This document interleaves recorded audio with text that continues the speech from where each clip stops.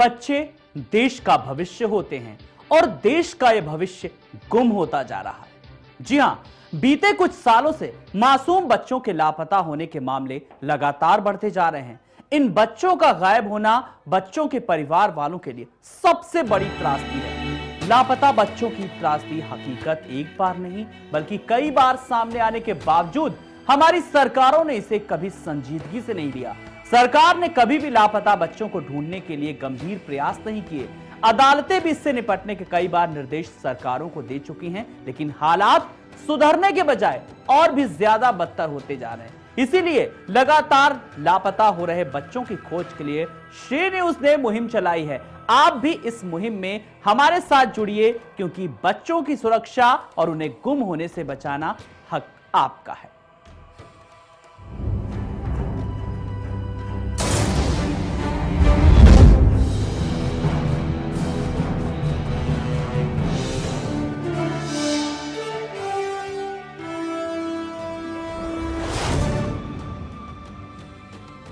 उत्तराखंड बेहद खूबसूरत वादियों का राज्य, लेकिन इस पर्वतीय इलाके में लापता बच्चों का आंकड़ा आपको चौंका सकता है।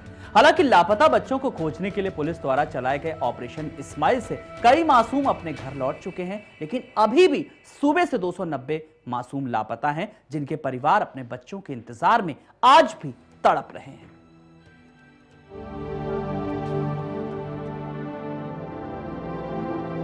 विशाल, रेखा, राजेश, बॉबी, फरीद, सोनू, इस तरह के ना जाने कितने नाम कितने पोस्टर के रूप में दीवारों पर चिपके हैं, इस उम्मीद में कि क्या पता किसी की नजर उनके लाडलों का पता बता दे।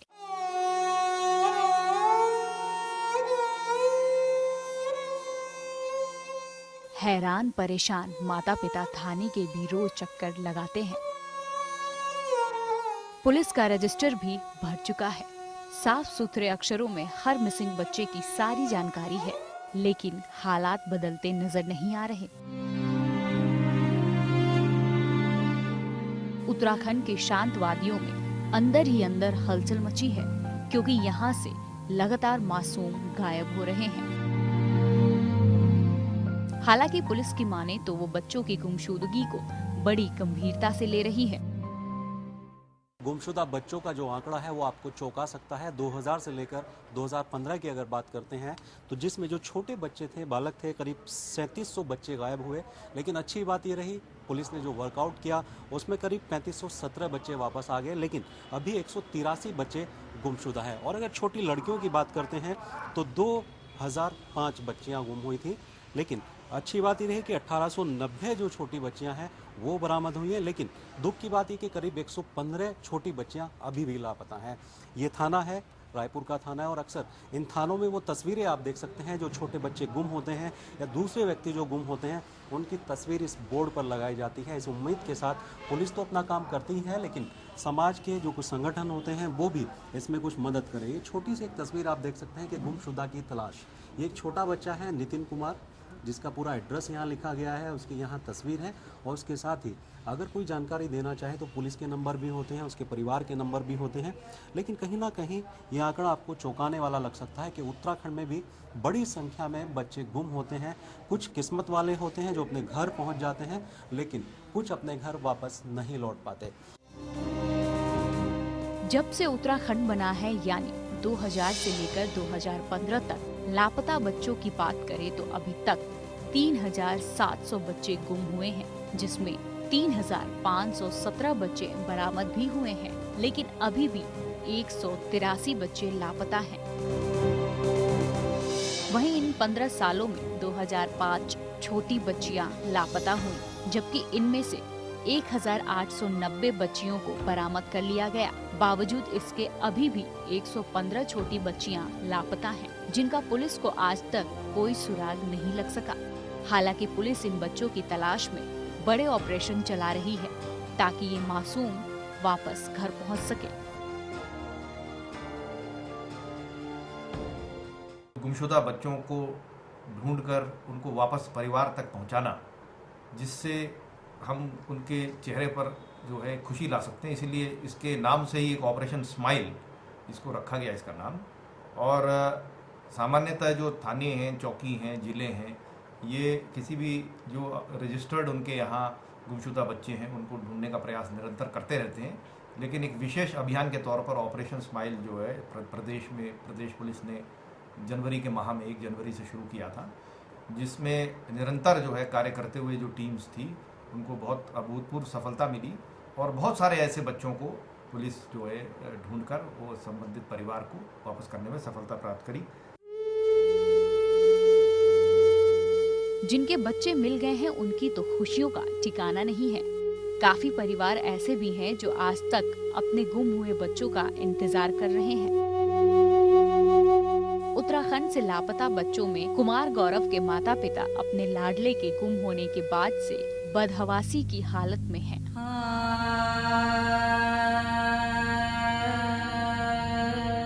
उन्होंने अपने बच्चे को खोजने की काफी कोशिश की। अब तक उनका बच्चा लापता है। प्रशासन और पुलिस इस मामले को लेकर उदासीन है। शायद उनके लिए गौरव दीवार पे लगे गुमशुदा बच्चों के एक पोस्टर से ज्यादा कुछ नहीं है। ऐसे में अपने बेटे गौरव से दूर माँ का रो रो कर बुरा हाल और घर में सन्नाटा पसरा है।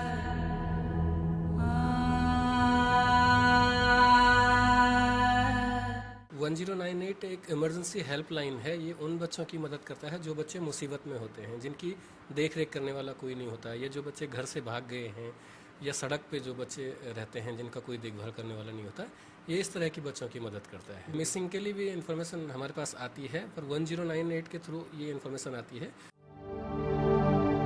लापता बच्चों के लिए काम करने वाली संस्था 1098 में भी हर दिन ऐसे कई मामले आते हैं। नहीं हो रहा यहाँ पर, कोई ने खोज खबर दिया बच्चे का। मैं गरीब आदमी कहाँ से क्या कर सकते हैं। क्या नाम था? गौरव। अच्छा, कितना समय हुआ? समय तो हो गया 6 महीना होगा, 7वां महीना चल गया। हम लोग 6 महीने से घर में बैठे ही कहाँ हैं। कोई इलाहाबाद बताता कि इलाहाबाद ढूंढते हैं, जैसे कोई बता देते हैं किसी से झाड़ फूक वाले, कोई इलाहाबाद बताता है, कोई मेरठ बताता है, कोई गाजियाबाद बताता है, कोई हरिद्वार बताता है, कोई बिहार बताता है। मैं तो सारी जगह में ढूंढ के कम से कम ये 5-6 हज़ार पोस्टर छपवा रखे हैं, जो मैंने इसे पूरे दिल्ली में, नई दिल्ली, पुरानी दिल्ली, निजामुद्दीन, मेरठ, गाजियाबाद हर जगह लगा रखे हैं। बिहार में भी लगा रखे हैं, कहीं से कोई सुराग नहीं मिला। लेकिन पुलिस से मैं कोशिश करता हूं कि मेरी कुछ मदद करें, मेरी कुछ सुनवाई करें, लेकिन कोई सुनवाई नहीं हो रही। ना कोई घर पे आके पूछता कुछ खैर खबर। उत्तर प्रदेश के साथ साथ उत्तराखंड पुलिस ने भी इन लापता मासूमों को तलाशने के लिए ऑपरेशन स्माइल चलाया है, जिसपे पुलिस को बड़ी कामयाबी भी मिली। इस ऑपरेशन में पुलिस ने 312 बच्चे बरामद किए। इस ऑपरेशन की इंचार्ज रही एसएसपी ममता बोहरा ने मिसिंग बच्चों को तलाशने की बड़ी मेहनत की और ये तलाश अभी भी जारी है। मिसिंग बच्चों को पुलिस किस तरह से ढूंढती है, उन मासूमों को किस तरह से उनके घर तक पहुंचाया जाता है, उसके लिए कुछ ऑपरेशन भी चलाए जाते हैं। हमारे साथ ममता बोहरा जी हैं, जिन्होंने स्माइल ऑपरेशन चलाया था। कितने बच्चे रिकवर हुए हैं जानते हैं। ममता जी, बड़ा ऑपरेशन था, 3 पार्ट में आपने चलाया, कितने बच्चे रिकवर हुए हैं? देखिए, हम लोगों ने ये स्टार्ट किया है 2000 से, जब से स्टेट बना है, और इसको हमने 2014 31 दिसंबर तक उसे टारगेट किया था। तो उस समय हमारे पास जो फिगर था मिसिंग बच्चों का, वो 774 था, 774। वहाँ से हमने स्टार्ट किया। हमने जो फर्स्ट फेज़ रखा वो वेरिफिकेशन का रखा, और इसके लिए हमने स्पेशलाइज टीम्स बनाई हैं। हमारे 13 ज़िले में हमने 40 टीम्स बनाई, और हर टीम में हमने एक सब इंस्पेक्टर और 4 कांस्टेबल्स को रखा जो डेडिकेटेडली इस काम को करेंगे। तो फर्स्ट फेज़ में वेरिफिकेशन हुआ। वेरिफिकेशन में हमारा नंबर 774 से 334 पर आ गया, 334। वो जो बीच का गैप था, वो बच्चे या तो आ चुके थे या किसी भी रीज़न से वो सर्वाइव नहीं कर रहे थे। बच्चों से दूर रहने का गम क्या होता है, वो कोई उन माँ बाप से पूछे जिनके बच्चे लापता हैं। लेकिन चिंता की बात तो ये है कि सरकार और पुलिस प्रशासन को इसकी कोई चिंता ही नहीं है। रोज कई बच्चे लापता हो रहे हैं, लेकिन इनको तलाशने की जो कोशिशें सरकार द्वारा हो रही हैं, वो नाकाम है। देहरादून से राशफात अली, श्री न्यूज। तो सवाल यही है कि आखिर कौन ढूंढेगा इन लापता बच्चों को? श्री न्यूज ने एक मुहिम छेड़ी है, कहां गए वो मासूम। इस कार्यक्रम के तहत हमारी यही कोशिश है कि जो संस्थाएं हैं, जो एनजीओज हैं, जो प्राइवेट सेक्टर्स में जो संस्थाएं चल रही हैं, जो सरकारी संगठन जो हैं, वो इस क्षेत्र में आगे आएं। तो 45% बच्चे कभी नहीं मिलते, ये आंकड़े बता रहे हैं।